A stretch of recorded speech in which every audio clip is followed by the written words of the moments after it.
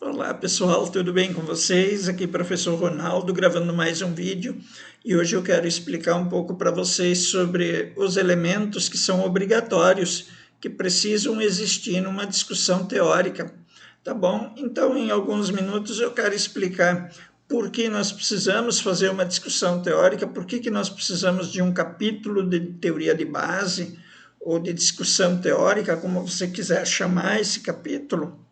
E por que ele é importante e o que precisa ser colocado nesse capítulo, tá bom, gente? Então vamos entender um pouco melhor isso. Uma discussão teórica nós precisamos para mostrar o que estamos pesquisando. Por exemplo, eu mostro para vocês um objeto e vocês vão me dizer que objeto é esse. Vou pegar ele aqui. Tá, gente? Olha isso. Então, olhem esse objeto aqui. Que objeto pode ser esse? Aí você pode dizer, é uma panela, ou uma forma, ou uma frigideira, qualquer coisa. Aí eu vou dizer para você, então, prove. Prove que isso é uma panela, prove que isso é uma frigideira, prove que isso é uma forma. Por quê? Por causa da dúvida sistemática, por causa do princípio cartesiano da dúvida sistemática e da evidência. Então, para eu poder afirmar que isso é uma panela, eu preciso ter evidências científicas que mostram que isso é uma panela. Para eu poder mostrar que isso é uma panela, eu tenho que fazer uma síntese, uma análise, eu preciso fazer uma síntese, eu preciso fazer uma enumeração.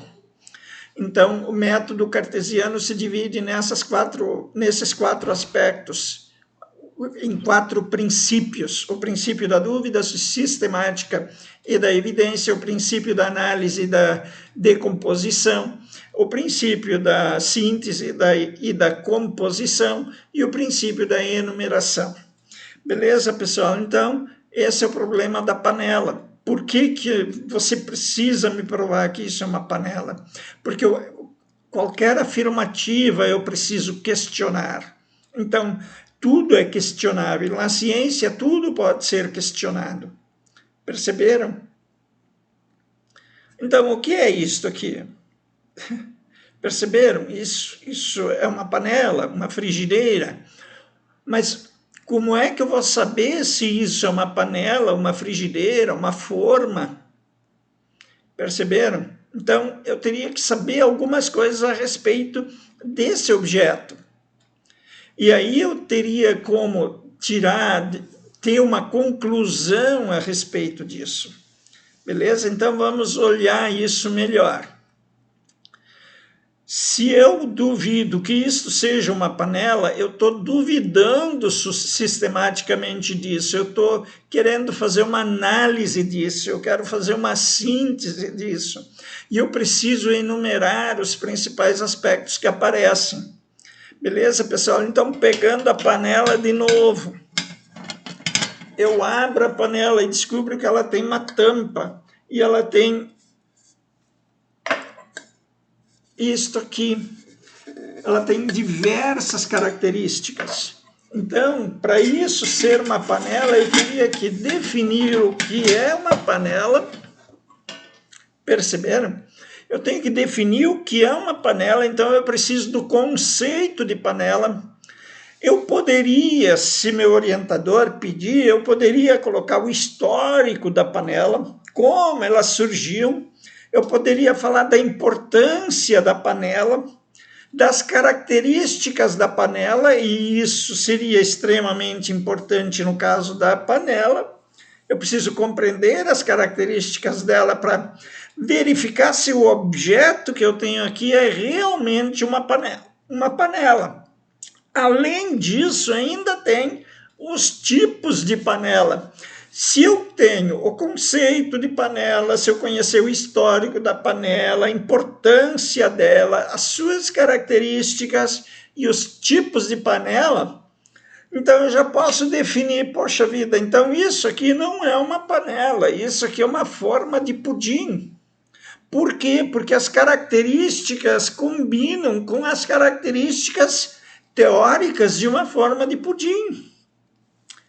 Perceberam, pessoal? Então, eu poderia criar uma discussão teórica a respeito desse objeto que eu mostrei para vocês.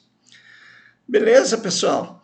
Então, o que eu poderia, então, colocar no capítulo da discussão teórica? Qualquer assunto que eu for fazer, eu posso colocar conceitos, histórico, importância, características, tipologias.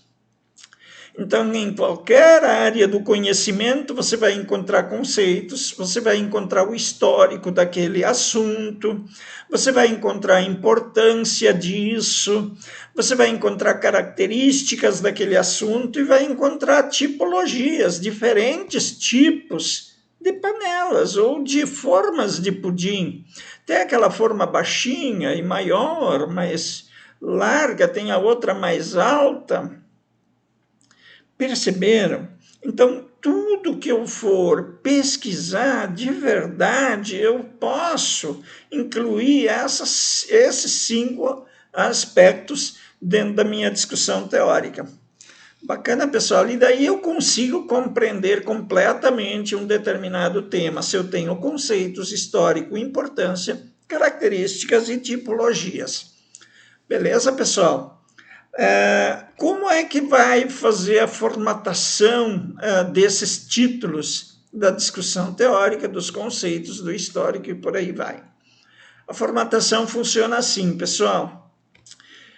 O título do capítulo, que é a discussão teórica, seria o capítulo 2, porque o capítulo 1 seria a introdução. Então, o capítulo 2 seria a discussão teórica e você digitaria ele em caixa alta, maiúscula, e colocaria o número do capítulo aqui na frente, sem ponto nenhum, tá, pessoal? Os subtítulos, conceitos, histórico, importância, tipologias, esses subtítulos também vão em negrito, mas em minúsculo, só a primeira letra que vai em maiúsculo, tá?